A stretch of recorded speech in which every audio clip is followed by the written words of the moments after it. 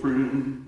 What's going on, ladies and gentlemen? Welcome back to The Fringe. Happy Sunday. I hope you guys are having a great weekend. I hope you guys are enjoying the disgustingly stressful Christmas season that's upon us right now as we head 1 week away from Christmas. I'm going to give people a little bit of time to jump in. I hope you guys are doing well. Boy, what a week do we have lined up for you guys this week as we head into Christmas. Things are a little slower in government news, but fear not, I do have a full week of content lined up for you guys as we head into holidays. And just a reminder, while this was technically going to be the last stream of the year because, well, next Sunday's Christmas Eve, the Sunday after that is New Year's Eve. People aren't going to be around, and, well, I'm not going to be broadcasting on those days. However, next Saturday, instead of Sunday, so a day early on the 23rd, I will do a special live stream here on the channel, special holiday live stream where we're going to discuss a lot of what came up this week in videos, as well as maybe where the channel is going to go in the new year. And then we'll have another live stream again when we return after the new year. So again, keep your eyes open for that next Saturday, 6:30 p.m. Pacific time, just like we do here on Sundays, same time, different day. And I hope to see you guys there. Before we get started, let's get that roll call going. Let's see if we can get somebody, anybody, somebody in from every province in the country. Let's see if we can get that going. Let me know where you're from. If it's your first time into the stream, let me know if you're new here as well. I always love hearing that there's new people in here. In the meantime, let me get caught up with the chat. Blackface son of Castro, good old JT's joining us in the strays. Welcome everybody who despises me and my criminal government. Man, we're going to get into that tonight. Welcome into the stream. If you guys don't follow the comments that this person leaves on YouTube, God, I'm telling you, anytime I post a video, these comments are gold. Keep it up, please. I love reading them. David Brewer's in. How you doing, David? Welcome into the stream. Amnesty's joining us in tonight. How are you? Susan Collicutt's jumping in as well. How are you doing, Susan? Welcome into the stream. David saying, I love this theme song. Now, it's funny. My good old buddy Sevro the First over on Twitter. He's the father of my illustrator and a good friend of mine that I actually grew up with in high school. He wrote my theme song and produced it. He produced my theme song for Missing Context back when I had that podcast. And again, maybe when I take a little bit of time off over the Christmas holidays, I'm finally going to get that channel up and running. He does some really great work. I was thinking about bringing him in occasionally as like kind of like a co-host on the stream. He's got a lot of good views. If you missed back when Marty Up North went viral for his Trudeau Must Go, my buddy Dan, who goes by Sevro, actually went viral because he was a peace officer who actually left his career because he refused to take the jab. He was pushed out the door due to his medical decisions. So he's got some good points of view. He's a really funny guy. I'd love to have him on the channel, and I'll talk to him maybe a little bit over the holidays about doing that occasionally, having an occasional guest pop in, kind of like a co-host. We'll see what's going on. East Coast saying they were tapping their toes as well. Fantastic. Again, I love hearing that. Lauren jumping in, looking forward to Tucker Carlson coming to Calgary. I am. Unfortunately, the tickets were a little too pricey for my liking. I'm sure it's going to go really well. I'm sure all 12 protesters outside are going to be cold, but I'm looking forward to see what Tucker has to say. It's going to be great. Derek Macbeth is jumping into the stream. How you doing, Derek? Welcome in. Trudeau's Akami, of course, jumping in. Guys, if I'm skipping over anybody, please don't be insulted. I'm trying to get caught up with the chat here as we jumped into our roll call. Tammy Eldridge is coming in from Elliott Lake, Ontario. Welcome in. Amnesty, of course, from good old Windsor, Ontario. We've got Lauren coming in from Clearwater, BC. Welcome into the stream. Derek, of course, coming from good old Calgary. We've got Magic Moon jumping in. I'm new. Welcome into the stream. It's great to see you in here. MCG RTC Cormier is coming in from PEI. Welcome in. Blackface son of Castro's on holidays, obviously out of Ottawa and coming to us from Annapolis Valley, Nova Scotia. Welcome back into the stream. Merry Christmas to everybody with love from Ontario. Ange, welcome into the stream. It's great to see you in here. Callie Surfer Girl, we received our signed books so fast. Thank you. Merry Christmas. Same to you. I certainly hope you enjoy them. Boy, those orders have been busy. Again, orders were placed today, and I don't know if they're going to make it in time for Christmas, but anybody who's placing orders, grab them while you can because I'm having issues keeping stock. That's my only shameless plug this stream because I know how people hate talking about business on streams. Cindy's jumping in. Welcome in from Southern Alberta. It's great to see you in here. Angry Canadian jumping in from Gulf, Ontario. Liberal hell, well, it can be, but hey, as long as you keep your mind afloat, that's all that matters. Susan's joining us from Port, how do we say that? Port Alberni, Vancouver Island. Welcome into the stream. It's great to see you as always, Susan. Non-compliant coming in from Eastern Ontario. David's coming in from the province of Springfield, Missouri. Welcome into the stream. He's almost close to Boston. You know where you get those Boston girls, that go, oh yeah, had it. Oh my god, that was so good. Now I'm gonna go stuff my mouth with Pepperidge Farm. I love that Boston accent. We got East Coast Stoner coming in from Mornville, Alberta. Welcome into the stream. I'm honored to comment on your great videos. I'm honored that you think they're great. Thank you for coming in. Trudeau's a commie jumping in Calgary, of course. We've got Andrew coming in from Southeast Calgary as well. Welcome into the stream, Andrew. Great to see you. Who's that Pokemon? Says Mystical. What else do we got here? Scorpio's coming in from Kelowna, BC. Welcome into the stream. Mike TV Dub jumping in from good old Winnipeg. Happy to see you here. Grand Beach represent. Who else do we have here? Again, guys, I'm not trying to skip over comments. Let's get caught up where we can. Freedom Honey saying, what a dumpster fire of a week. You're telling me we're going to touch on some of that as we go on into this stream, because boy, did I catch a lot of heat for a video this week. Amnesty sharing some good information. Please like, share, subscribe, support the channel if you can. That's always a good message. But ladies and gentlemen, the best way to support it, like the stream, because it puts it out in the algorithm, tells people we're live, and it brings more people in to watch what we're doing. So make sure to get those thumbs up going through the stream. Lauren Younger, love Murica. I love Murica too. In fact, I keep talking to my wife about the potentially moving there at some point. Of course, she's in oil and gas, and Texas is really busy with oil and gas. So it's not that I hate Canada, but it's definitely been a conversation in our house. Christina's coming in from Stony Plain, Alberta. Welcome into the stream. LOL. Oh, that's a good Peter Griffin impersonation, dear. Thank you, Mike TV Dub. Welcome into the stream again. Jennifer's coming in from Vancouver Island.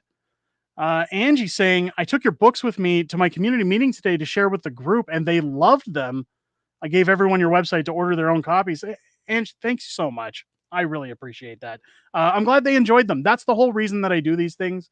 The whole reason we did the first book was because people were down after the Freedom Convoy. Government overreach was high, and I think the best medicine for anybody is laughter, and that's what it's all about. So I'm glad they enjoyed them. The Aloha region from Pokemon Sun and Moon. There you go. Alola region. Sorry, not Aloha. My bad. Beautiful, expensive BC. Yeah. So I'm guessing Surrey, Richmond area would be my guess. Cali Surfer Girl again. Welcome in. Everywhere in BC is expensive. Theo Therm coming in. The petition is doing great, coming in from Mission, BC. I do have a video coming up on that this week, so I don't want to talk too much about it tonight. Just know that I've already pre-filmed a video. I had to pre-film a lot of videos for this week, only in advance because my kids are doing their school concerts. They do them during the day, which is weird. But there's a lot of running around to do this week, last minute shopping, family to pick up for the holidays, and then, concerts and whatnot. I wanted to make sure you guys had content, and I'm going to get into that a little bit further. Blackface is saying, oh God, I need some more Peter Griffin. Oh God. It sounds more like Ted. So that's where we're going. Okay. All right. I got you. Don't be afraid to sign the petition E4701. They don't freeze your account. They will, however, view your silence as their support. Well, there you go. Make sure you do sign it. I will say that much. I've signed the petition. I hope everybody else does. It's been a busy weekend in this house. Excuse me. My wife, of course, breaking her back to get cookies done. She did our Justin Trudeau cookies this year. You can't really see them very well, but I'm going to kind of hold them up. They are indented that say, this one says, please go and die. This one says, kindly F off. This one says, I hope you choke. And stop talking. We called them our Justin Trudeau cookies because my wife got these stamps during lockdowns for the purpose of making fun of Trudeau. We did some F Trudeau cookies a few years ago, and now we do it. Now we do that every year, and we call them our Justin Trudeau cookies. It's fun. Speaking of food, I've got people in my Discord saying, mostly guys like Master of Snatch and Joe Lyman, saying I should redo the Death Chip challenge before the end of the year. I'm going to see if I can find one this week. I'm debating it. I'm thinking about it. Maybe one where I don't, choke on all the dust that comes out of it ahead of time. I think that'd be a fun way to end out the year. Let me know in the chat if you guys want to see me completely flub that one again, or maybe pass on through it this time with flying colors. We'll see.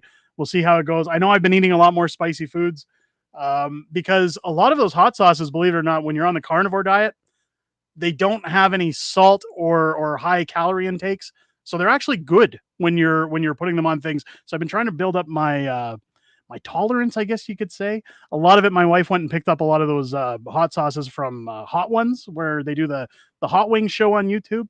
And I've been kind of going through them, and they do have some good ones. I got to say, if you're on the lower half of the scale, they actually have some really good sauces for wings. I can't recommend them enough. Going into this week, tomorrow morning, boy, do I have a video for you guys, and I hope that everybody tunes in for that. This is going to be my Christmas gift to each and every one of you here in the community. I really thought long and hard about something that I could give you, something I could give back, something that would be fun for everybody, for all the support this year, and for hanging around and watching me flap my gums while listening to videos about politics. And what better gift could I give you than utterly embarrassing and ruining Justin Trudeau's Christmas this year? And boy, have I found a way to do so. So please, please tune into the channel tomorrow morning. This video is probably going to be one of my favorite videos of the year that I've dropped. And who knows, maybe even Justin Trudeau might make a little appearance in that video. We'll see. We'll see. It's Let's get caught up in the chat here again. Bring awareness to the petition E4623 to remove Canada from WEF. Okay, so we have mentioned it. I do have a video coming this week. Go sign the petition, everybody. Again, I've got numbers coming up this week, as well as I'm going to do a video early into next week after Boxing Day, talking about how many signatures we actually finished on that petition. So we'll get that going on. East Coast is saying save taxes and axe Quebec. It's funny you say that. I actually, since going out and finding a way to keep the book business alive, I've actually spoke to my illustrator, and we've actually come down to do another project. We have another project that's going to launch in the spring. And again, I'm not going to say that it's good or bad, or going to be good or bad for the company. Just, I'm going to put it out. I think it's going to be good because I think we're going to see a spring election, and what better time to have a book come out about that? And it does heavily involve Justin Trudeau. It involves Pierre Poilievre as well. And I can't really tell you any more than that, other than the book is finished. It's completed, on at least on my end. I'm just waiting for artwork now. So I do have another project coming out in the spring for you guys, and I'm looking forward to that. I think it's going to be a fun one. This one kind of just hit me like a ton of bricks, and it kind of felt like rewriting the first book, to be honest, because the first book kind of just, again, hit me like a bolt of lightning, and I wrote it actually pretty fast because I had really good ideas around it. This one felt kind of like that. It didn't feel like a planned book. It felt more natural. And I can't wait to bring it to you guys earlier in 2024, in the first quarter of 2024.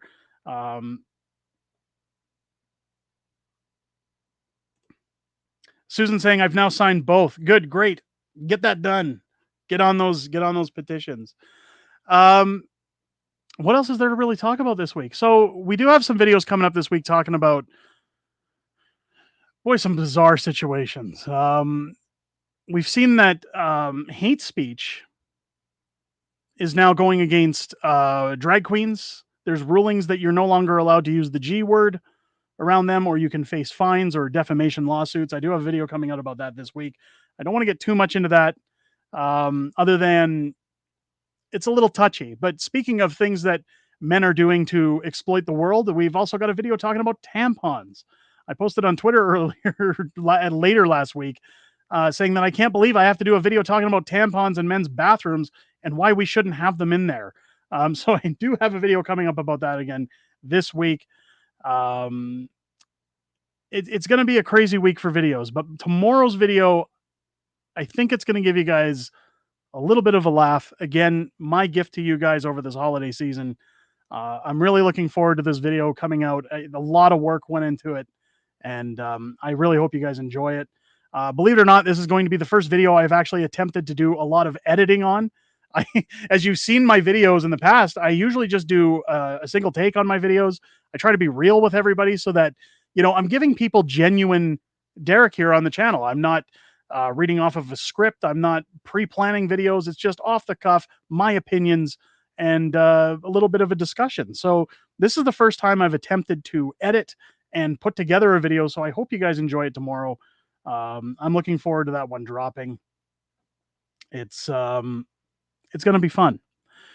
Now, last week did the knives come out. I did a video last week talking about Calgary Police, the good old 5-0. And in that video, I highlighted in the thumbnail that there was corruption in the Calgary Police. Now, what people have to realize is that when I use the word corruption in Calgary Police, I'm not talking about the entire video as a whole.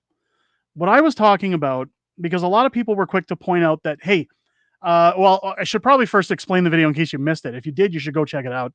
There's a video of a gentleman who was parked at a train station in Calgary, who was not ticketed. He was asked for his identification at random because the vehicle was insured to a female.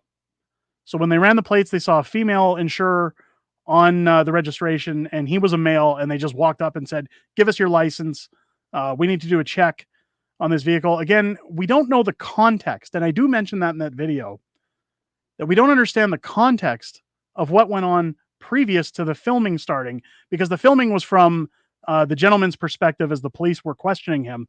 So I'm not fully aware of what this man was doing beforehand to attract the attention of the police, but it was simply pointing out the police really should have no reason to go and harass somebody simply because a female's name is on the registration. Now, people have said, well, it's well within their right, but the part of the corruption where I was talking about in the video, and I think it's very important to clear it up, and it's something that I'm not going to apologize for, and I'm not going to make a retraction on that video, because while many people came to me and said, well, according to the Traffic Safety Act, cops are allowed to do this, that, and the other thing. I was given some information from a police officer, and they did, in fact, send me a screenshot from Edmonton Police Service and their rules, because I couldn't find anything on the Calgary Police Service site. And people were saying, well, they gave you some bunk information. Part of the problem is that in that video, the man who's being pulled over and questioned asked several times for the officer who was asking for his identification to identify himself. Now, it is by law that a Calgary police officer must identify themselves upon request. They must give you their name and their badge number. The officer in question covered his badge. He stood with his hands like this on the sides of his vest, covering up his badge number. He refused to identify himself. The other officer who was at the car was being very aggressive, and to the extent the man in the car, as I mentioned several times in the video, was being very aggressive as well. Now, anytime I've been pulled over by the police, which it hasn't happened in a while, but the last time I was pulled over, the first thing I say is good afternoon or good evening. What seems to be the problem? When they ask for anything, I simply say, yes, sir.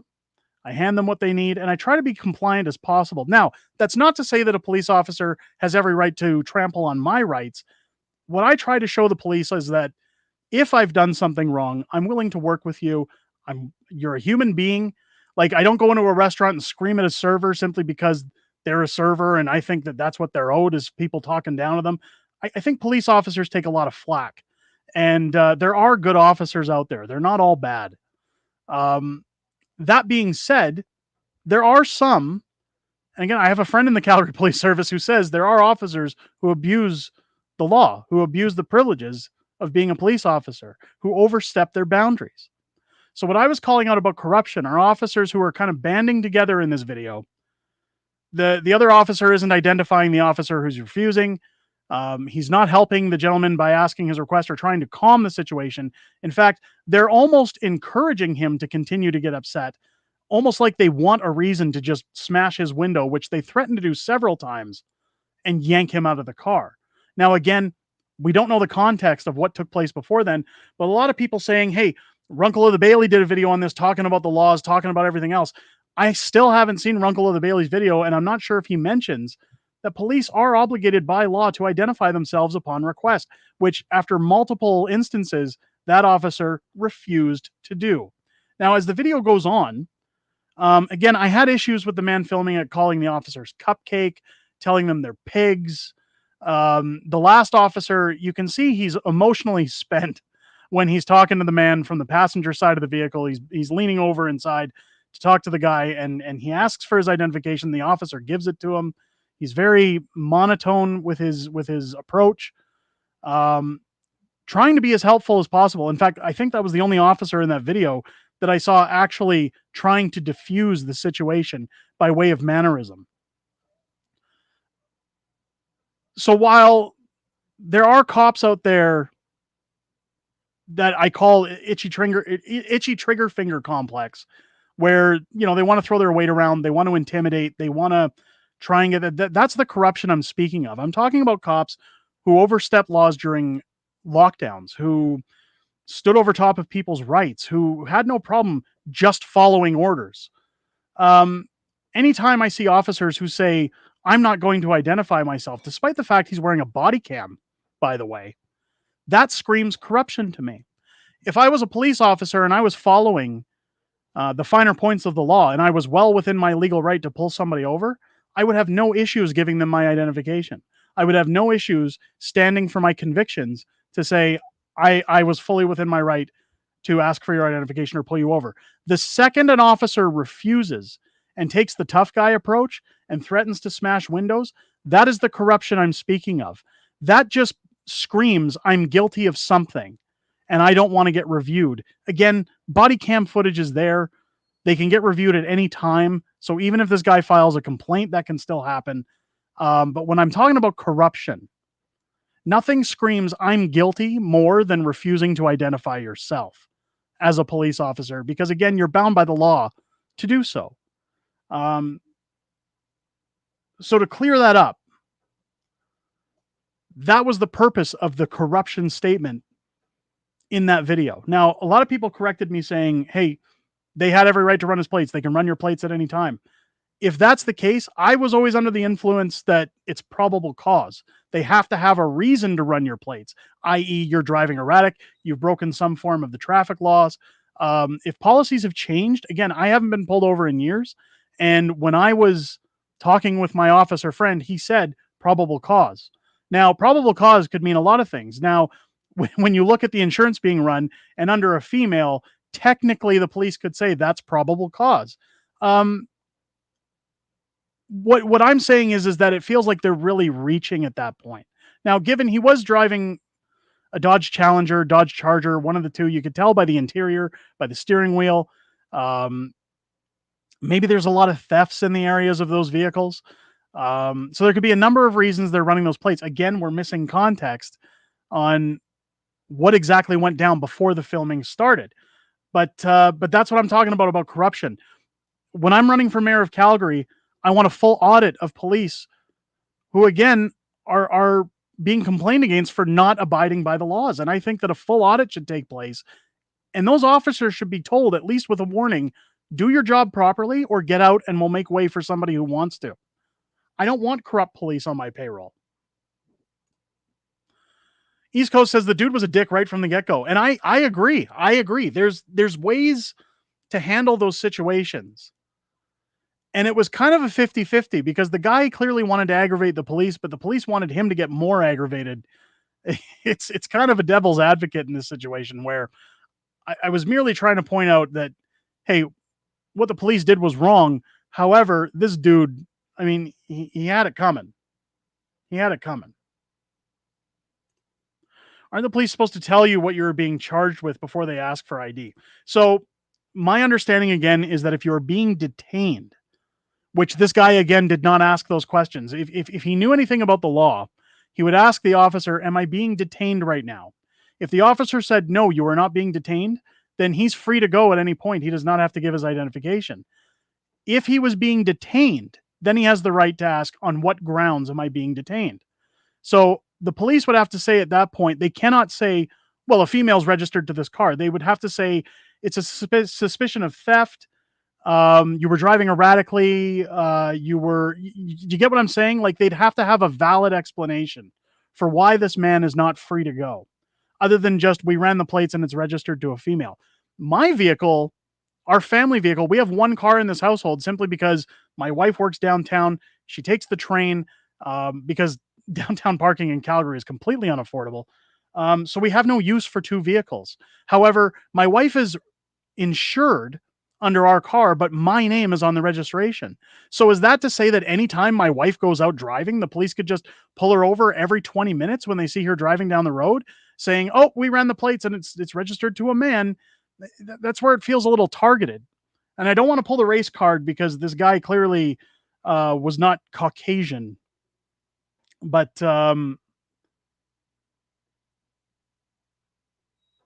it was crazy regardless. Andrew saying power trips. It was a little power trippy. The cops acted like liberal cabinet ministers. There you go. Frank coming in saying the wannabe super warriorisms. There's a few in every force. There are, and again, so a lot of what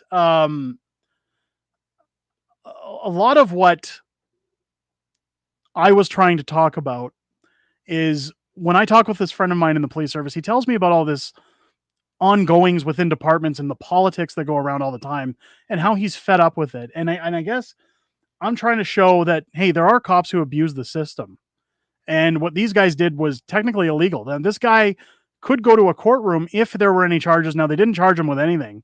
But if he files a complaint, he could take the police to court for wrongful prosecution. And again, could say, I asked several times for the police officer to identify himself, and he didn't, which screams to me he doesn't have a reason to ask for my identification.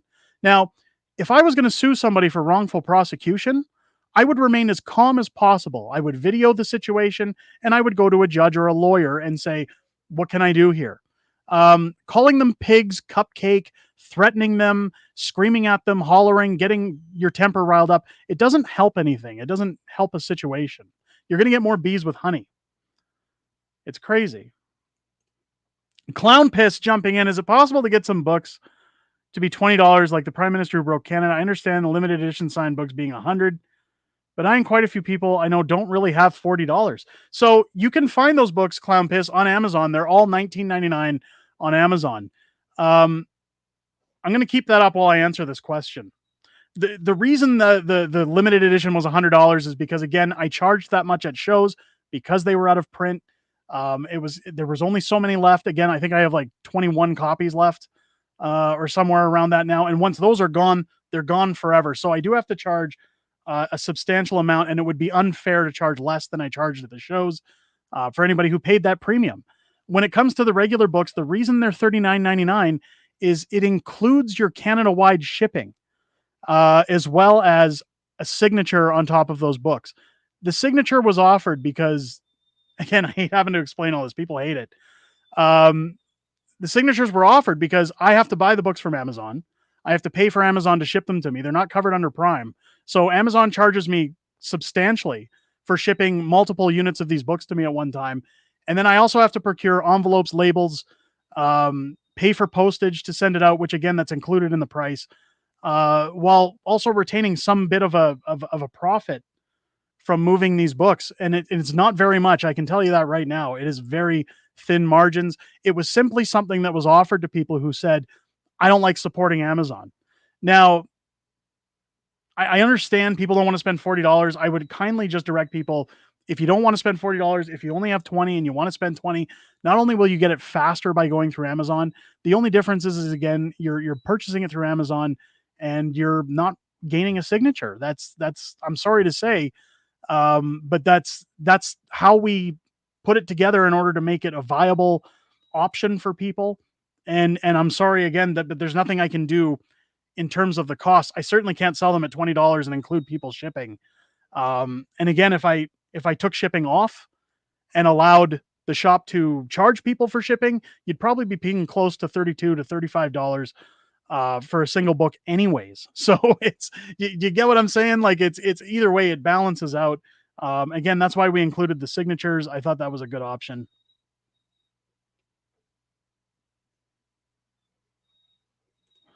Some sore other, what does it say? Some sore other, and they checked him. It seemed like they were watching him.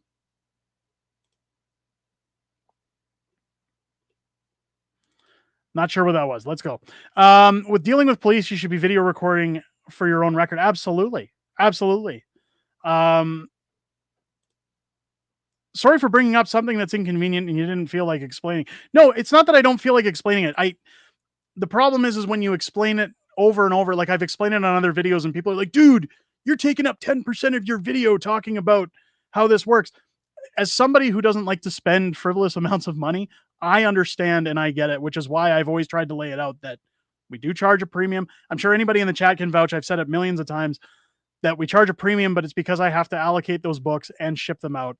Um, that was literally the cheapest I could go for to arrange making roughly the same profit we make selling them on Amazon. It was basically for people who didn't want to support Amazon, while also getting something personalized. Um, anyway, let's move on.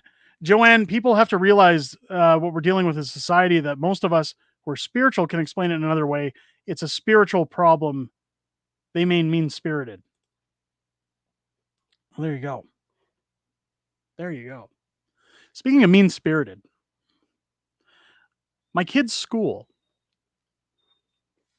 I don't know about anybody else, and I don't know what other people have dealt with their children. I've had a gripe for a long time with my kids' school. This was something I was talking to my wife about earlier tonight. And it's not really political related, but it's something that I wanted to talk about because, again, Clown Piss bringing up some people don't have $40.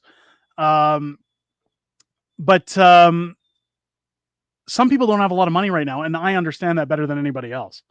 I get that.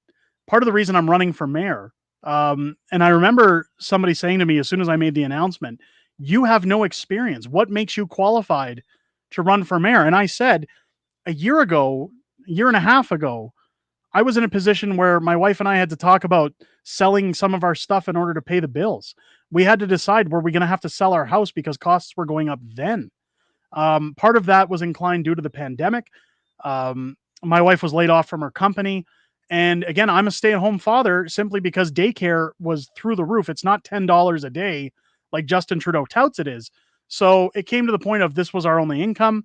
My wife was out of work. What do we do? Can we afford to live? So ultimately, I've had to decide, do we pay our utility bill or do we put food in the fridge?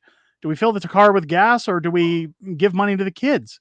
That's that's a real decision people have to make in their houses. Now with my kids' school, they do these things and I get that it's for the kids. My kids' school charges us $60 a month per kid to stay for lunch at school. Now, the lunch hours are only somewhere around 35 minutes. So even though I live probably about a 10-minute walking distance from the school, that means 10 minutes for my kids to walk home for lunch, 10 minutes to eat, and 10 minutes to go back. Um, at that point, my kids can't come home. So staying for lunch is pretty much the only option. Plus, they want to be with their friends and whatnot. So $120 a month for my kids to stay for lunch because they have to pay for supervision.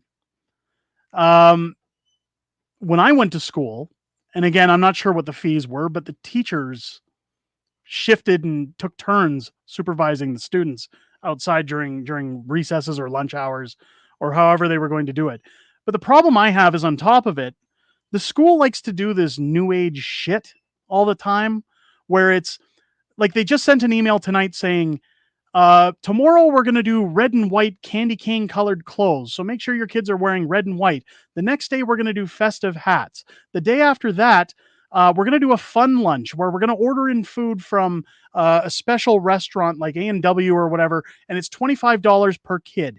And then the day after that, we're doing our Christmas concert, and we're going to encourage that all parents dress their kids up in fancy clothes. So it all fits between our schedules. And then Friday, we're doing a pajama day and we're going to do all this other stuff. And kids are encouraged if they want to bring treats or snacks to give out to people. The problem is, these are all fun things. And I'm not crapping on a school for wanting to make school fun for kids. The problem is, there aren't a lot of parents out there that have money to say, oh, tomorrow's red and white day, so I'm going to rush out and find red and white clothes for my kids if they don't have any. Um, I better go find them a festive hat. I better go find them, treats to disperse at school because all the other kids do, or participate in fun lunches. The problem with all these things is that they add up. And the school isn't really recognizing that it's December. Parents have to produce Christmas for their children. They also have to figure out a meal and God knows what else that they're going to be able to afford, all while juggling carbon taxes, mortgage payments or rent, insurance, fuel for their cars, cell phone bills, taxes, you name it. Like, on top of all the stress that comes with Christmas. And I'm happy for the kids. The biggest problem and the biggest letdown with this, and the reason I wish the school would take a step back, is I wish they would realize that it's bad on the parents because we're letting the kids down. If a single mom has to say no to their daughter that, hey, we can't do the fun lunch like with everybody else, we just can't afford it. That lets down the kid. The kid then thinks, my mom can't afford this, and then has to sit there and watch all these other kids do it. They say, we can't afford to go get red and white. You're just going to have to wear your regular clothes to school today. I'm sorry. And they go to school and all the kids are, yeah, where's your red and white clothes? It's you're putting the kids in an awkward position and setting up the parents for failure if they can't continuously shovel out money. Now, people are saying, hey, it's December. They do fun things. This is normal.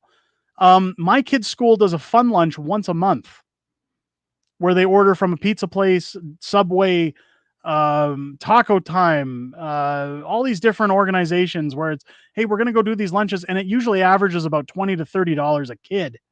So again, $60 for one afternoon a month for my kids to have a fun lunch. And again, the problem isn't that I, say, hey, we're saving our money. You tell the kids no, they feel like they can't join in. So I guess I don't know if anybody else has experienced things like that with their kids' schools where it gets a little excessive. I want my kids to look nice at their Christmas concerts. I want them to fit in and to have all the experiences that we can give them. And for the most part, we contribute to that.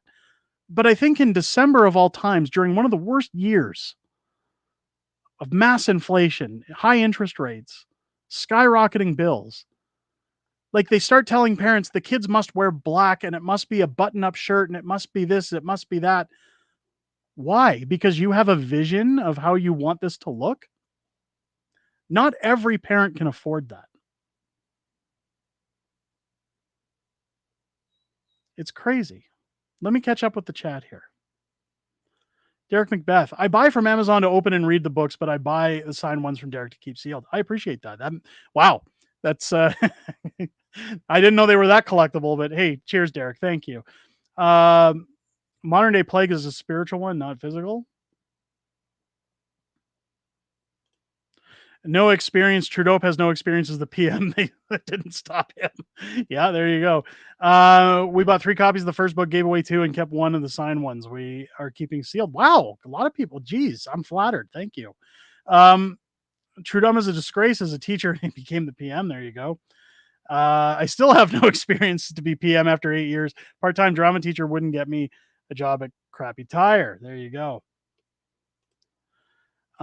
It's scary, actually. Us humans feel so discombobulated by it. Awareness will bring people clarity and diminish their perceived power. So part of what I'm talking about in Calgary is like the mayor recently raised taxes 8% when they'd forecasted 3. She also just spent $2.2 million on a stupid sculpture in Calgary. My property taxes, I just got reassessed. And last week I got an envelope in the mail stating that as of January 1st, your property taxes are going up $75 a month. For what? For what? And then the next day on Twitter, I seen a post from the city of Calgary saying, just a reminder, if you haven't shoveled the outside walk of your house within 24 hours, you can incur fines up to $750. I said, you just raised my property tax $75 a month for nothing. Come and shovel it yourself. This city has a spending problem, massive spending problem. Sounds like another new business for the government to profit.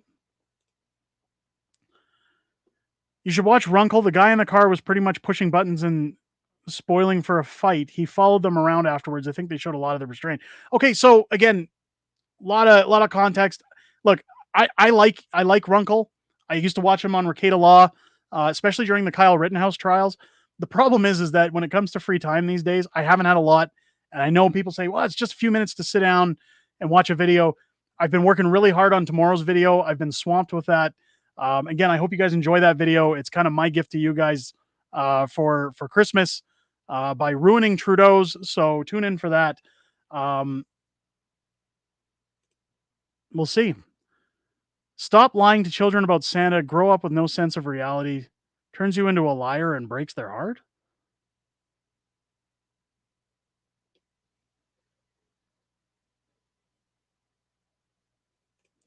Also, the cops don't know the law, or the cops didn't know the law, and so does Ian Runkle. You obviously don't.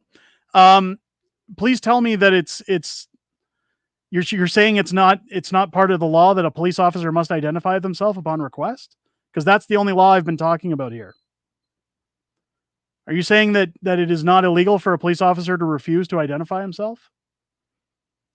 I mean, if I don't know the law, please educate me. I'm happy to hear.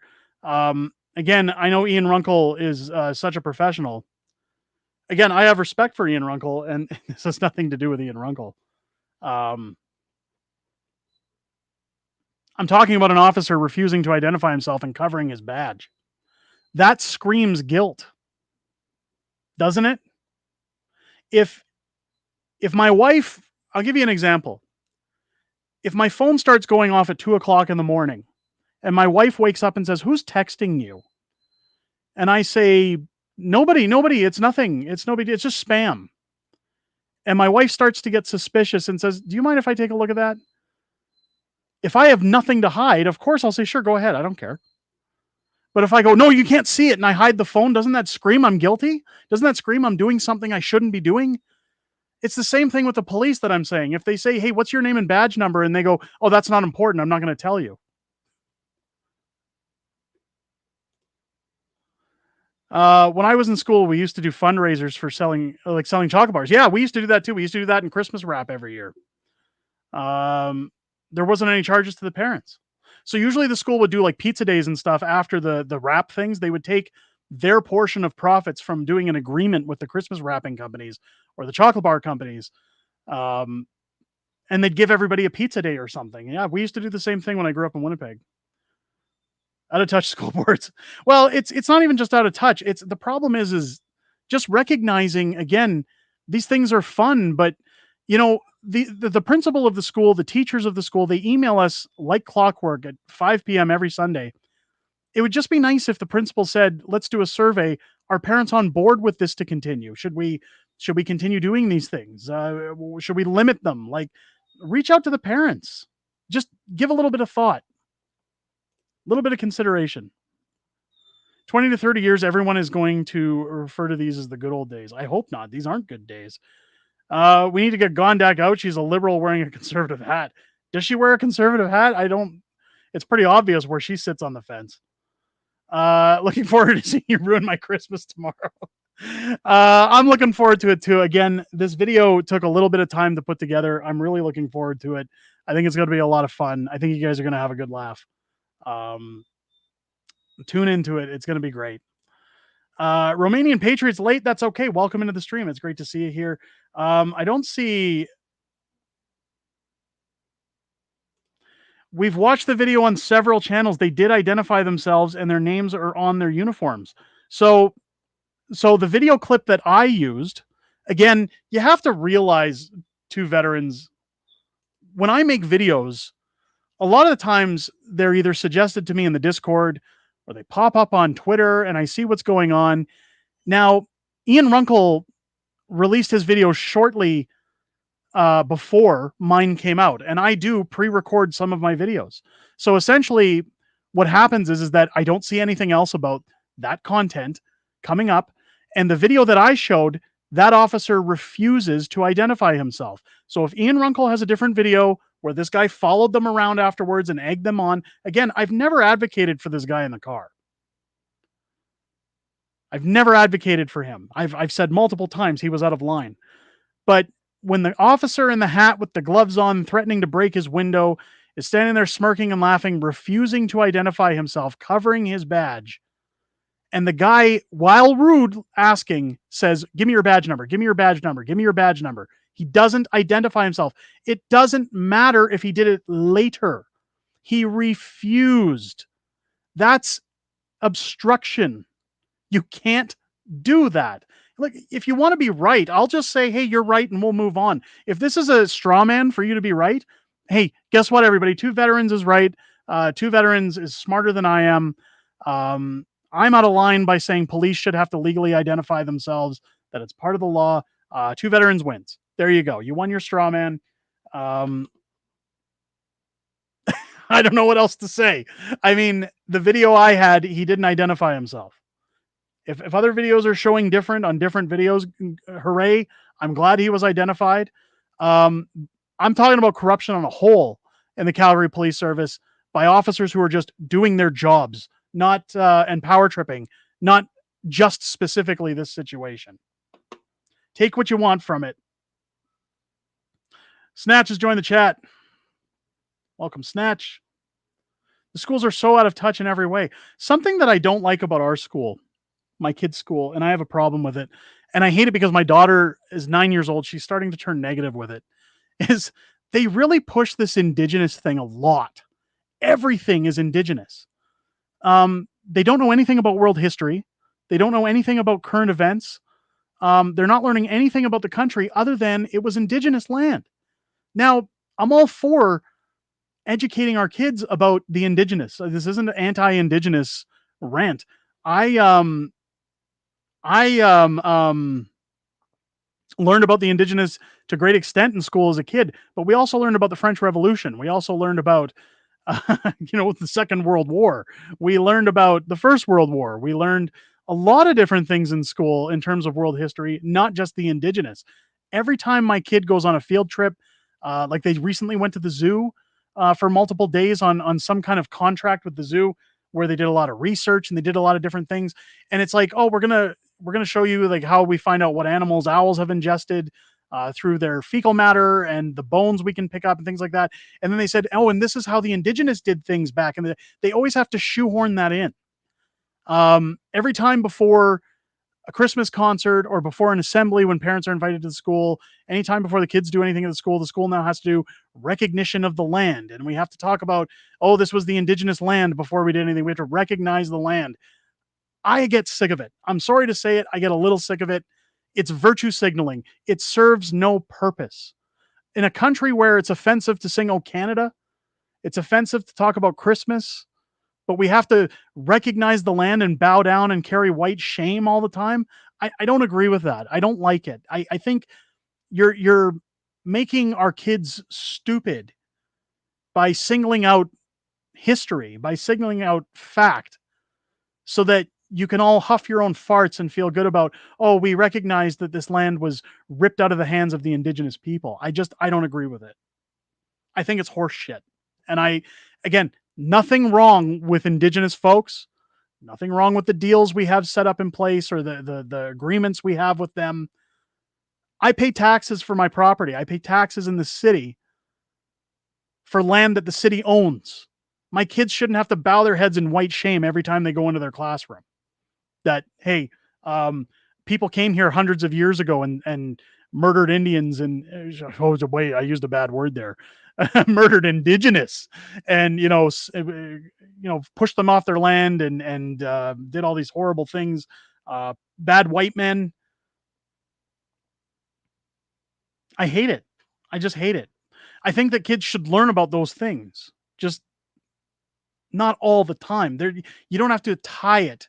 Like, they come home with projects about what was it they did the other way? Oh, they did something about Christmas trees, real versus fake trees. But Indigenous, they call them this.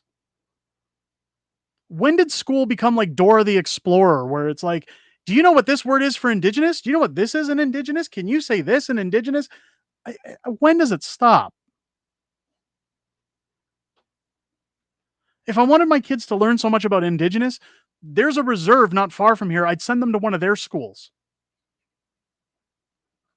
If I wanted it to be like Indigenous immersion, right? When I grew up in Winnipeg, we used to have French immersion schools where kids would go to school and it was all French. And parents who had French speaking families would send their kids there, or if they wanted their kids to get educated so that they could work in government or something when they get older, speaking two languages. Fine, have Indigenous immersion schools. I just don't agree with it going as far as it does. Uh, let me get caught up with the chat here.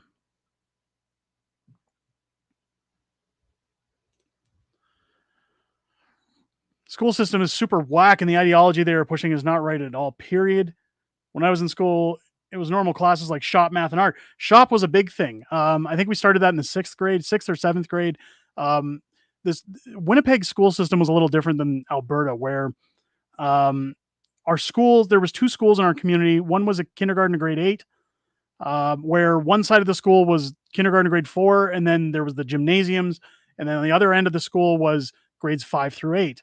Then the high school went from grade 9 to 12, and it was about a 15-minute walk from the school that we were in. So it was either grade 6 or 7. One afternoon every week, it was a different shop. So they had metal, they had home ec, they had art and drafting, um, and automotives. And you would cycle through those. You'd have to do all of them over so many weeks. But throughout the year, it was every Thursday or something for the afternoon. You'd leave the school at lunch hour. You'd have to be at the high school and do those things because they wanted you to learn how to fix a car. They wanted you to work with sheet metal and learn how to weld, how to use a soldering iron, how to have basic skills. We learned about drafting and AutoCAD type work before they used AutoCAD with T squares and things like that, on how to draft architecture. We learned basic math that way, because they were life skills before the wonderful world of internet and computers. They don't do that anymore. Both my niece knows zero about the events of World War One or two or communism's rise, but they know the list of three main native populations here in Manitoba. See, there you go. I, for one, enjoy your content very much and appreciate what you do, keeping us informed. I agree with you on the school issue. It's not fair for parents asking way too much from parents. Michelle, thank you so much for the compliment. Really appreciate it. People don't always have to agree with me. Believe me, I don't need people stroking my ego. It's nice, but I'm open for reasonable debate. Um, Politicians are all elitist, out of touch, entitled. Property taxes going up to pay their salaries and benefits. Jody Gondek has a spending problem in this town. That's been well established. The whole land recognition thing is dumb. I think it's silly because what like I don't want to diminish people who care about those things, people who have ties to those communities. The way I look at it, and again, maybe this is out of context, maybe this is um, terrible for me to look at it this way. Is these are events we're reconciling for events that took place hundreds of years ago. That since then, since we've become a country, we have made reparations in terms of what we pay the people who live on those lands every month. We've given them back portions of lands that we call reservations. Is it fair? No, but they've agreed to those deals. So if my uncle says to me when I'm 16 years old, I'm going to give you this bucket of crap car for $500 and I can't afford to buy a $25,000 brand new car, is that fair? No, but I've accepted the deal. I don't buy the car and then 2 weeks later somebody screams at my uncle and says, "How dare you sell him that car for $500?" I took the deal. And that's the problem, is that all this white guilt that comes into play, that you have to keep acknowledging that we made mistakes hundreds of years ago that we didn't even make. We're not responsible for. Could you imagine if we flip the script around and go to the United States and every day they have to acknowledge that George Washington had black slaves, that there were cotton farms and plantations that had slavery, and like, if you'd had to do that every single day and the whole school curriculum revolved around slavery, people would lose their minds. I have no problem acknowledging it. I have no problem saying those were terrible events. But we got to move on at some point. We got to move on.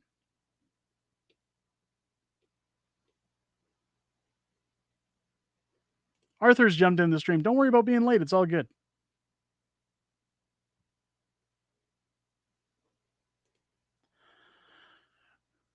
Most Indians don't like being called indigenous.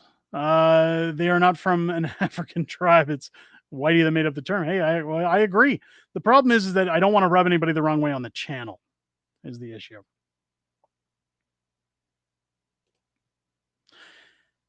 It's because of the mythology of Santa and our original prior year zero are not taught along with it. We're all indigenous before colonization, including Europe, first to be colonized. Well, fair enough.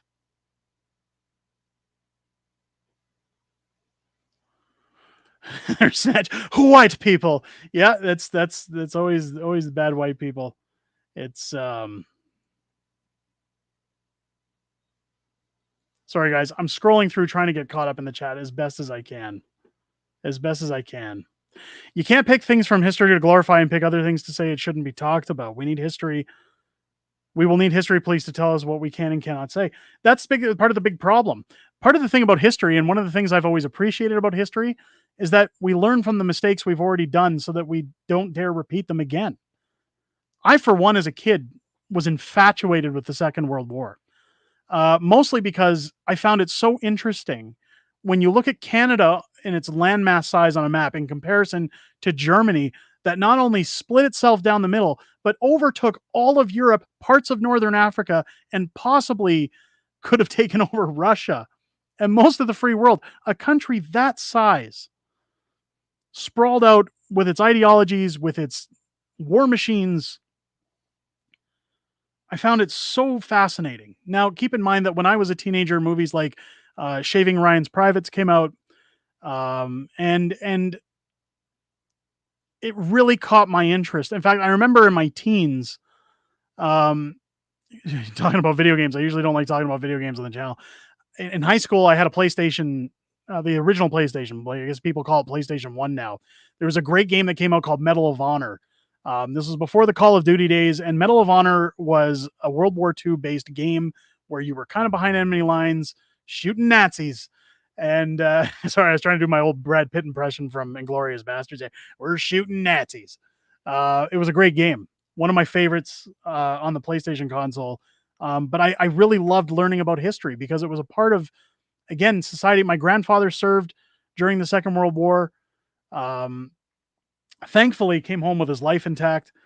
But I always found it interesting to learn a little bit about history, and it's sad that kids don't these days.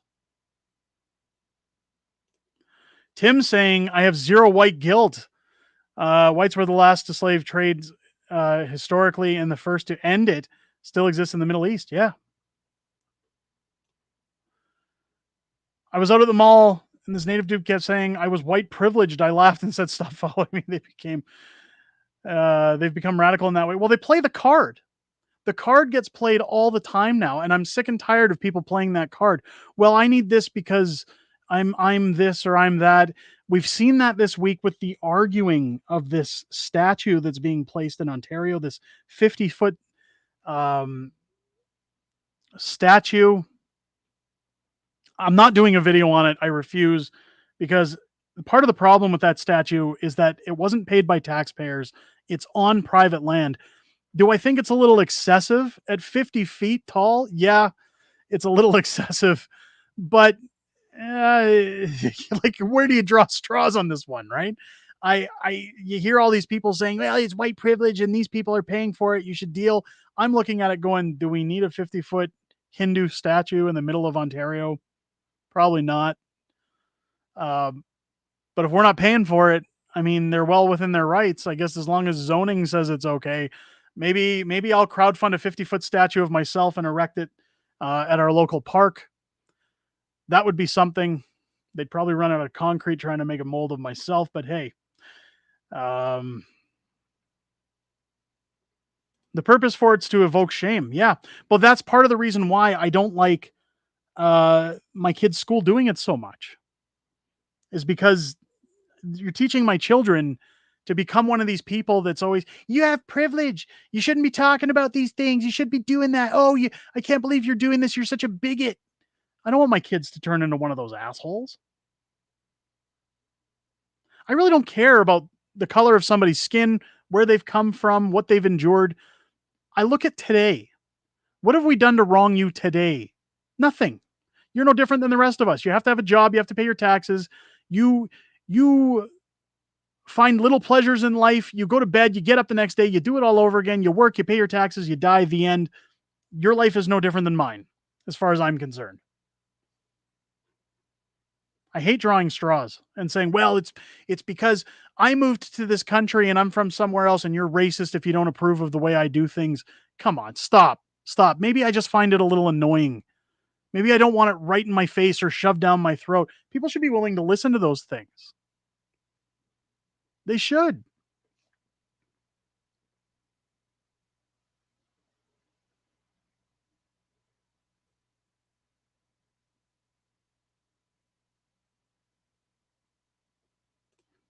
Cindy nails it on the head. As far as I'm concerned, anybody with a citizen of Canada who's a citizen of Canada is a Canadian, unless it's on a passport. Maybe I'm not going to argue semantics, but yeah, I agree.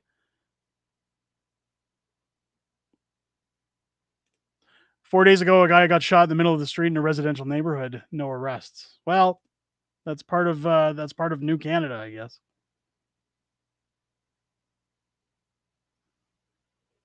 The funny part is Putin has brought up UNDRIP numerous times, saying it applies to Russia, and he's right. Well, there you go. Can you argue that Indigenous people have native privilege? What about natives who can hunt or fish without a license? That again isn't for me to argue. If there are reservations where they don't have to have those things, that's for them to deal with because it's their land, it's their business. I am a person, I have very libertarian views in the sense of you do your thing on your property, I'm going to do my thing on mine. And whatever you conduct on your property, as long as you're not harming anybody, is perfectly fine with me. I I don't try to sound like I know everything about affairs of other cultures, of the things they endure, of the things that go on, because I don't. There's a reservation very close to where I live that has a shopping complex put up in there. They have a casino, they have gas stations, they have a sportsplex, and the businesses that are in that area have kickbacks for having their businesses on that reservation. And for the most part, a lot of the people that live on that reserve work in those areas and are happy to. And I never hear anything about white privilege when I go in there. I never hear anybody virtue signaling or huffing their farts. Everyone's just there to do what they're doing and they leave. And that's the way it should be. I mean, I grew up in a tough time where I got beat up every day when I was going to school as a kid. Um, I've talked about it on this channel when I've been talking about emotional stress, when I've been talking about people who deal with things like PTSD, that I have severe social anxiety complex due to PTSD from not, and it's not just words and bullying. I was literally getting my ass kicked almost every single day for absolutely nothing, for just existing. Kids were harsh in the 80s. These kids, anyways. Um, But when I see somebody on the internet call me fat or a loser or something, I don't go, "Oh, you can't say those things because I don't know if you know this, but I'm going to play the victim card. I was bullied my whole life. You can't talk to me like that." It's the same thing here. It's the same thing. People, I once got in a fight with a family member who on Canada Day was saying, "I can't believe you celebrate Canada Day because this country was pillaged and taken from people that, you know, we just claimed their land and stole it from them. You're living on stolen land." And I said, "Shut up. Shut up. Either celebrate being a Canadian, you're free to go live somewhere else if you don't like it. I'm not going to apologize for mistakes that somebody made hundreds of years ago. I wasn't here. I didn't do it." Right? That's like if my 3-year-old spills juice on the carpet and then I smack my daughter when she comes home from school and say, "That's your fault." I wasn't home. I didn't do that. Yeah, but I'm going to blame you for it because you're a girl. Give me a break. That's the problem I have with it. It's the idiocracy behind it, that I should feel guilty for something that's been straightened out through the government, through legal matters that the tribes have agreed to. I wish everybody all the best. I just want people to live their lives and be friggin' happy. I wish that was just the easiest way you could say it. Everybody just be happy, have a Coke and a smile, and move on.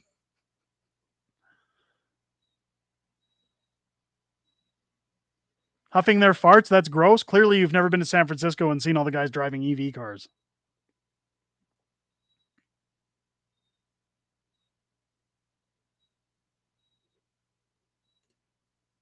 Politicians need to start telling these groups to pound sand and shut up. This is B. Well, so I don't know. CB, also welcome into the stream.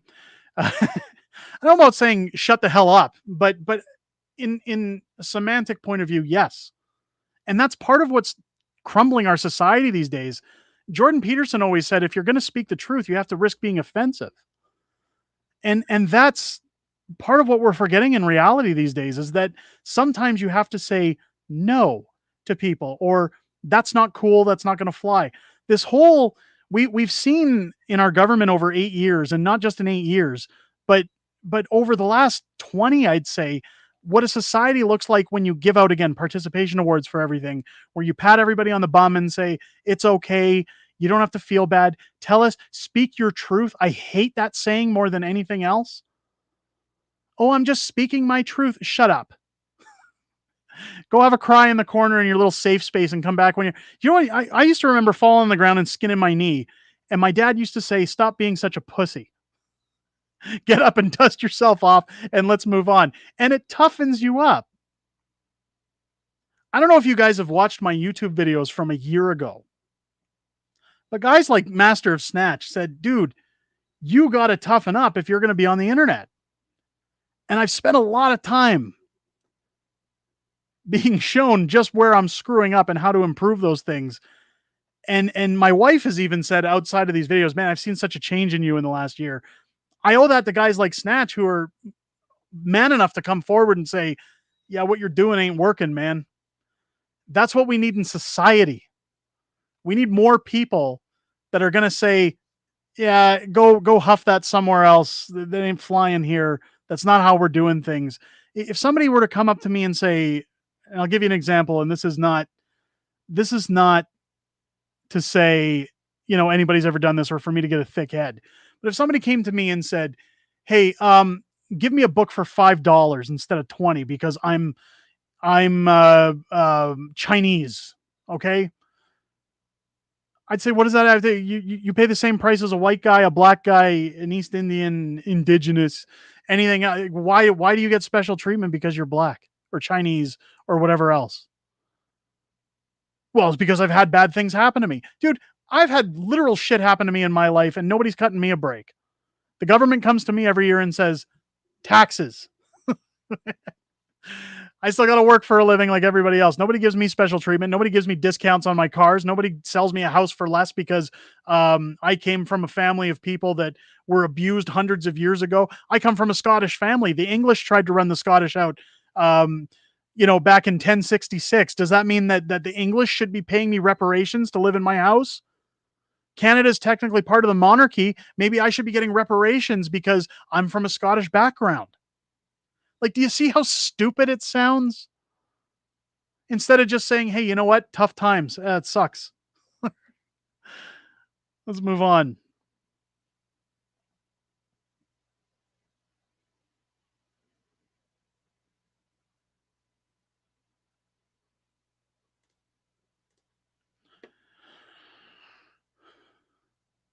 They say safe spaces remind me of like how you talk in kindergarten, like grow up, grow thick skin people. Yeah. We're in a Marxist revolution and all this stuff is going to communist operate. I do understand that, but the thing is that I don't want to sit, but see, when you talk about those things and bring that up all the time, and I'm not faulting you, this isn't what you said that I'm faulting. I'm saying that when we excuse it, and when I say excuse it, that we say, hey, this is just the way it is now, guys. This is the society we live in. Nothing gets fixed. If we start saying, what was it Dennis Leary used to say? Not in my backyard. NIMBY. You got to start saying, that Marxist shit ain't going to fly with me. Instead of, well, this is a Marxist society. And I'm not saying you don't, I'm saying people in general aren't doing anything. Actions speak louder than words. And that's where CB had his point that people need to start telling people to pound sand. We got to start saying, yeah, I'm not going to put up with that. I'm not going to hear that anymore. I was at a Walmart a few weeks ago and somebody said something to me about white privilege. I literally just laughed in their face and walked away and called them a jerk off. Like I wasn't mean about it. Like I was said jerk off while I was laughing. Like I was like jerk off. Like and laughed in their face and made them look stupid. Because when you start showing people, "Hey, I'm not going to take you serious when you talk like that." People will stop playing the victim cards. They'll stop using that as an excuse because it's not going to get them anywhere. They're not going to like if I went to a store and said, I want a discount because I have an imaginary friend, like, do you think the store would take me serious? Or do you think they'd laugh in my face and say, you better go to a doctor and get your head checked? Like, it's all like, again, I'm not trying to pick out religions or ethnicities or anything here or bad shame. I love everybody. In fact, I used to have a t shirt that said, I'm not a racist. I hate everybody the same. But but it's I hate white people for the same reasons because we bow down and say this is okay, this is acceptable, or we're going to excuse it because it's just annoying and we're not going to say anything because we don't want to offend. Stop it. I have to watch what I say on YouTube because if they shut down my channel, I can't make any more videos for you guys. Right? So that's the reason I watch my mouth sometimes. Um, but I try to be as expressive as I can. I can guarantee you that if you meet with me outside of YouTube and hear the things I have to say, they're more along the wavelengths of what people expect me to say.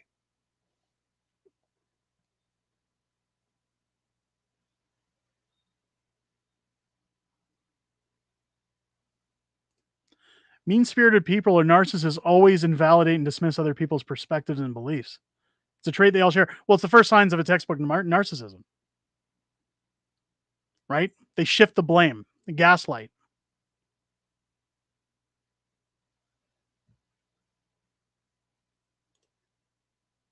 Amnesty's got it. She's got the right idea.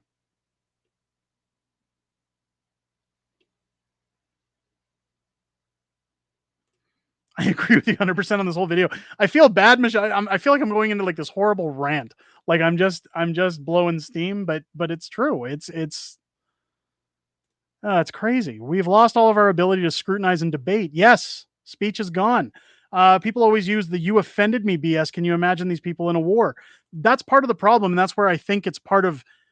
God, I'm gonna sound like Alex Jones here. I think it's part of infiltration from other countries. When you think about it, if you soften the people, what do they have for armies, right?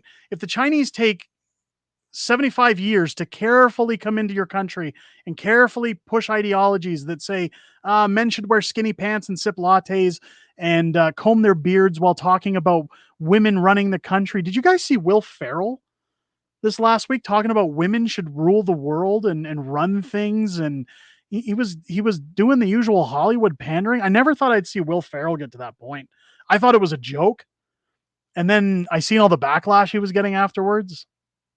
I mean, it's Hollywood, but the point is that's what men are turning into now. These beta cuck idiots that are just saying, "Oh, well, I don't want to fight any wars, and I don't want any violence, and I don't want to go to the gym and work out and defend my country, and I don't want to have any beliefs that people would get offended by.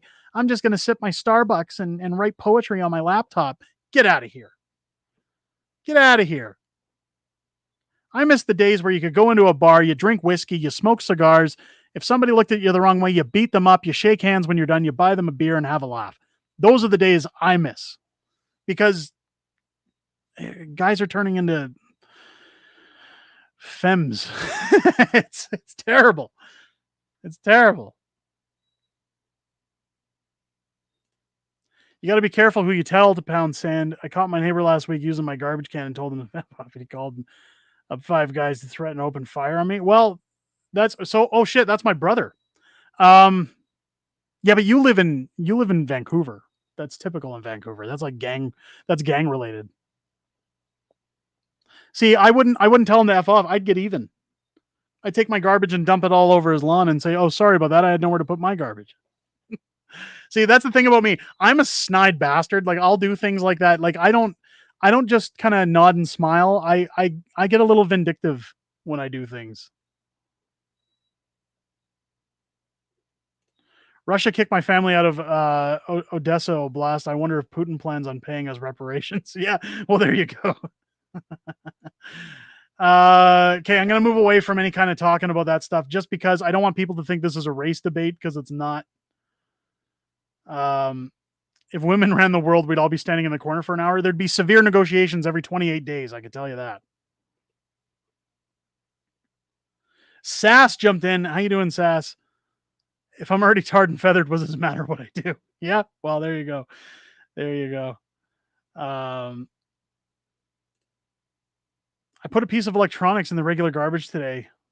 It's going to have it exactly the same place. So I have an issue with that because God, so amidst all of my issues, I've talked many times about the TVs I've had to replace in my house.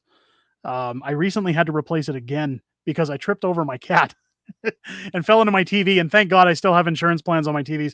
Nonetheless, I had to go get a television replaced under my policy.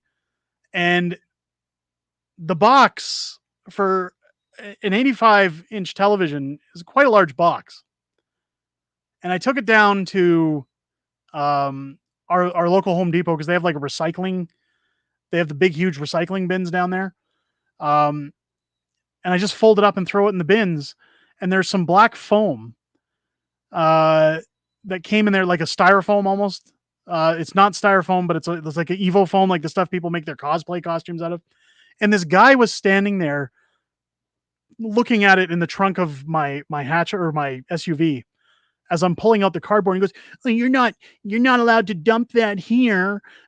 That's whatever class of foam. You have to recycle that on your own in your blue bin, and you can only do it if you break it down first for the machines." And I turned around and was like, and I literally said, "Go get a Starbucks, pussy," and walked away. Like, just because it's like, first off, what I'm doing here is none of your damn business. Second of all, if you got nothing nice to add to the conversation, shut up. Okay, shut up. Like, it's none of your business. Unless you see me dumping in there, none of your business. And that's one thing I hate. It's the same thing I talk about when people come into my YouTube channels. Oh, I wish you'd get rid of Macho Man on your opening videos because I don't like him going, "Ooh, yeah." When you start your videos, it's like a peeler club and everything. Go sip a latte and cry to your shrink. I don't care. Am I the only one who's fed up with people like that? It's okay to vent. We should do vent streams. I should literally just do vent streams where I come out here with a cigarette and pace back and forth and scream at the camera for an hour. I think it's good therapy. Don't you guys? That'd be great.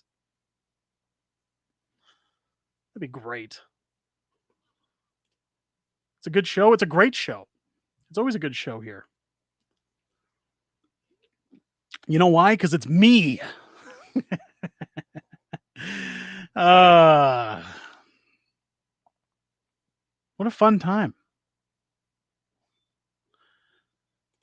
Do what you want straight up. This is an OnlyFans. I can't go that wild. Speaking of which, hey, do you guys like my Christmas sweater? Let's get this in the camera. You guys like that? I feel bad because I couldn't really put it on camera because of the way I sit, but um, my sweater came in this week and I've been wearing it constantly. Especially when I go out and people are like, people see this and then they go, "Oh, you don't like Donald Trump, do you?" And I go, "No, I don't like Donald Trump. I love him. I love him. Love Donald Trump. I think he's a genius. He certainly knows how to market himself. I'll tell you that."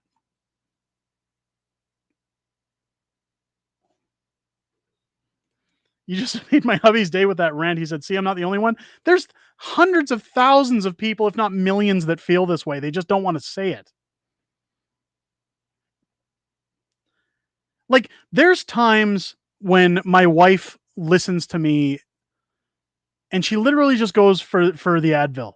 Like, I'll have rants like this when she comes home from work, and all she'll ask is, "How was your day?" And it turns into a session longer than the stream where I just go, "You know what really grinds my gears?" And we get we get right into it. Advil's a commodity in this house. It's a necessity. I want a sweater. I wanted to have something nice that I could wear to my kids' school this year for Christmas. I have to get in the festive spirit after all. So I ordered this. after I went to my wife's Christmas party and saw somebody wearing it and said, "That is killer." He had a different one, but this one struck me. And I said, "Yeah, I'm going to wear that to my kid's Christmas concert and piss off all the lefties." Because the school's full of all these betas. Oh, let's recognize the land. And I'm going to walk in with Donald Trump. I remember going a few years ago. I had, do you guys remember the tweet that Donald Trump put out, the Kafifi? There was this really cool sweater I bought, this black hoodie that had the Starbucks logo with Donald Trump in the middle going like this. And it said Trump's Kafifi or Kafife or however you want to pronounce it. And I wore it everywhere. And I remember going to a Canada Day um, parade in a small town in Alberta, in a place called Innisfail. And they do a pancake breakfast and all this stuff. And then they bring in the floats and all this stuff. They throw candy at the kids. It's a really cool event. If you're ever around Innisfail on Canada Day, you should go check it out. They do a really good Canada Day celebration. But a bunch of people again saw me like, oh, you'd vote for Donald Trump if he was running in Canada? You're damn straight I would. Now at that time, Justin Trudeau was the prime minister, and I said, yeah, I'd vote for Donald Trump. I wish he'd come here and do it. I was excited when guys like Kevin O'Leary said they were going to run, only because I said, could you imagine the deals that would get done if Kevin O'Leary was prime minister and Donald Trump was president of the United States? We'd be run like a corporation, like a proper, decent corporation that runs the books the way it should. Again, severe negotiations. I'm not a big fan of Kevin O'Leary, but the guy's a smart businessman, and so is Donald Trump, and I think he get a lot done.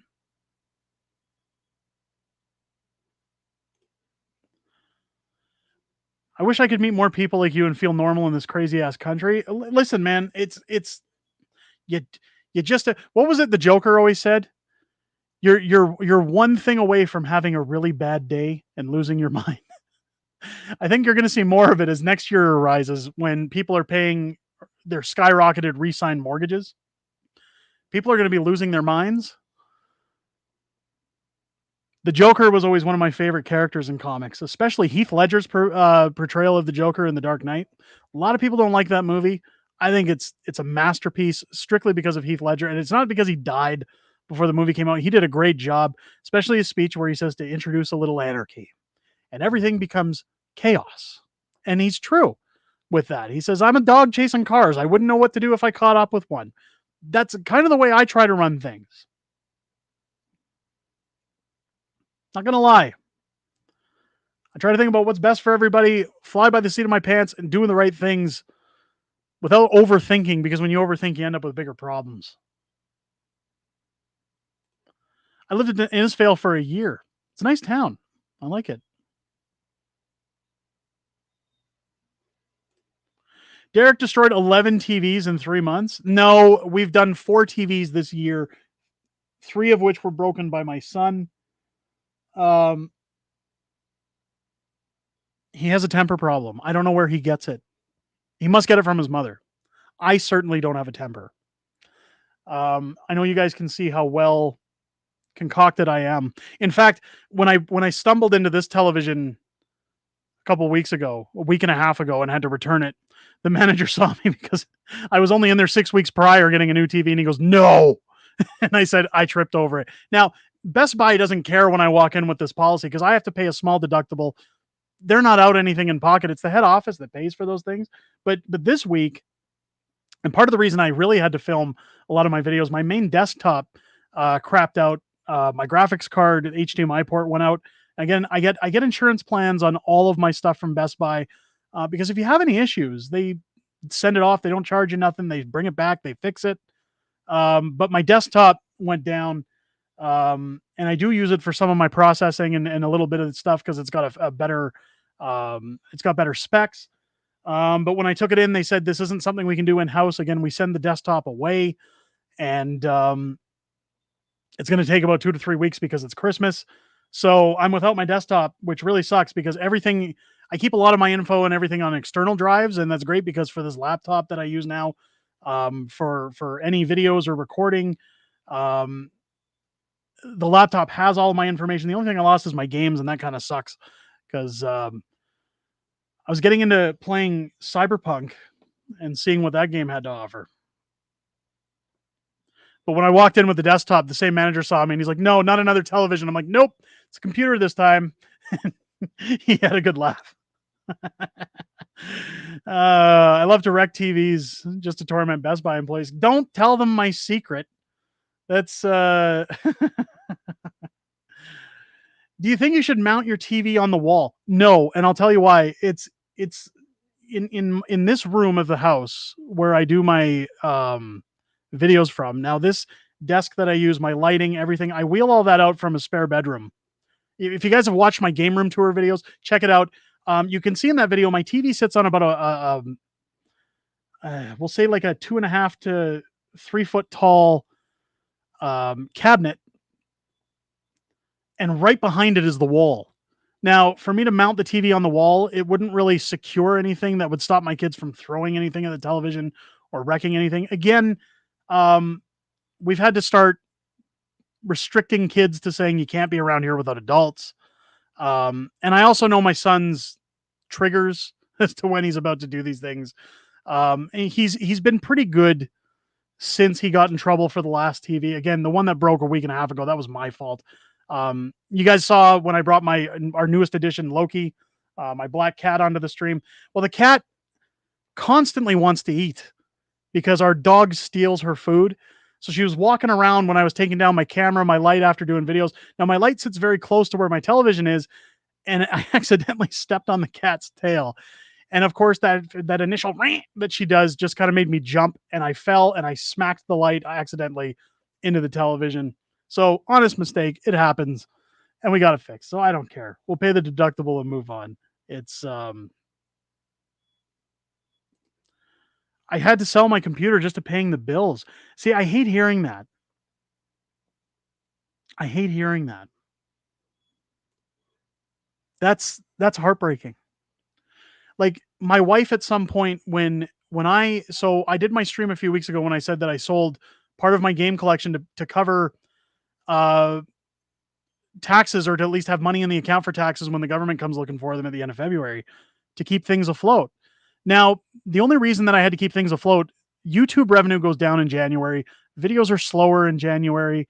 Um, Book sales weren't moving anywhere. So again, I have to make sure I've got that padding in that account because I don't know what the government's going to charge me for taxes, and I don't want to have to say to them, I don't have the money to pay you. So when I covered those things, like my wife started saying, "Oh God, I don't want you to have to sell any of the arcades or anything like that." And I keep telling her, like, I don't want to sell things to pay for things either. But sometimes people got to look at it and go, these are luxury items versus necessities. But I've told her flat out, I'm not selling any of these arcades to just give money to Justin Trudeau. Um, he can take a long, hard suck of something before I'll give him my arcades. That's for sure. But I'm sorry to hear that. That sucks. Mount a sheet of plexiglass in front of your TV. Why? I've got insurance. This is the best thing about their insurance plan. So if my TV breaks, here's the thing. Here's the reason I don't have a problem with it. The Best Buy that I have my insurance policy with is literally a 5-minute drive from my home. And the policy is pretty much, if the TV breaks, I take it back to the store. They give me the exact same one. I pay a small deductible, or I take a roll of the dice.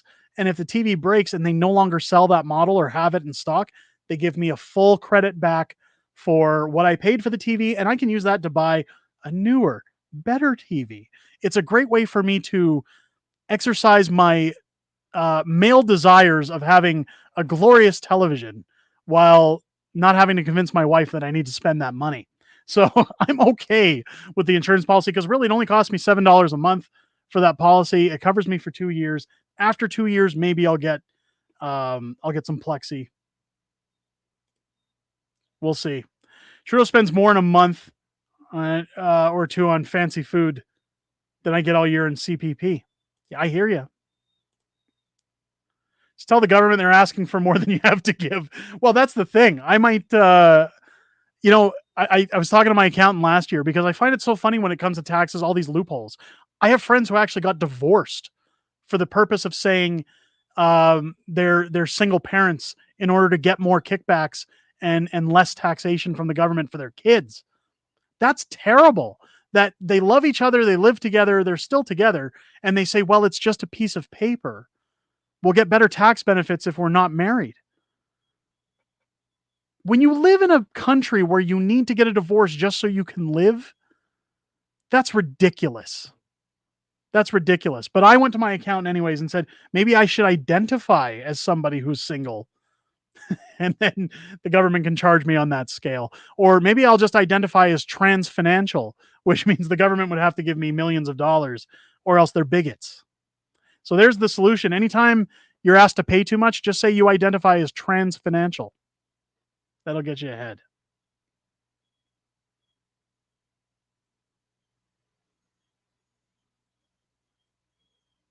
There we go. Everybody's happy. Ladies and gentlemen, we're cusping up on the hour and a half mark. Um, I do have to get a few things done for you guys for the week. And again, just a reminder before we leave, next Sunday being Christmas Eve, there will be no stream. Again, I'll be doing a special live stream next Saturday here on the channel at 6:30 p.m. Pacific time. I may take Snatch's advice or request and consider the Death Chip Challenge again. Maybe that's a fun way to end out the year. It will be the last stream of the year. Again, next Sunday being Christmas Eve, the Sunday after that being New Year's Eve. We'll do a stream next Saturday. And then again, with the holidays and running around with family, I'll still have a few videos coming out after Christmas.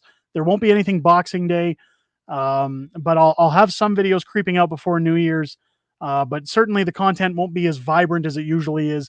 Again, hard to, report on politics and things like that when the government's off work and enjoying their time off. But join me next Saturday. We'll have a fun year-end kind of stream. We'll do some fun stuff. We'll talk about fun things. We're going to talk about a lot of what went on this week. Again, keep your eyes open for the video that's dropping tomorrow. Again, ladies and gentlemen, that's my gift to you, which is ruining Justin Trudeau's Christmas. I think you're going to love it. I think you're going to enjoy it.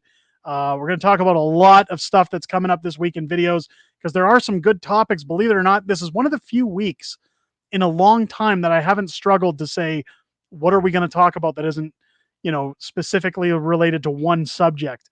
So there is some great stuff coming this week. I'm looking forward to talking about all those things. And yeah, maybe we'll have some fun. Maybe, who knows? Maybe even if there's enough people interested afterwards, maybe I'll do a Nestivus game stream for a little bit after next Saturday's stream to carry the stream on a little bit. We'll see. Again, ladies and gentlemen, thank you so much for stopping by. Thank you so much for all the support, for keeping the chat going. Man, I love this chat. This chat is what keeps me coming back, and I hope you guys have a great week. Hopefully it's not too hard on you as we creep closer to Christmas. Stay safe and stay healthy, ladies and gentlemen. I'll catch you on the next one.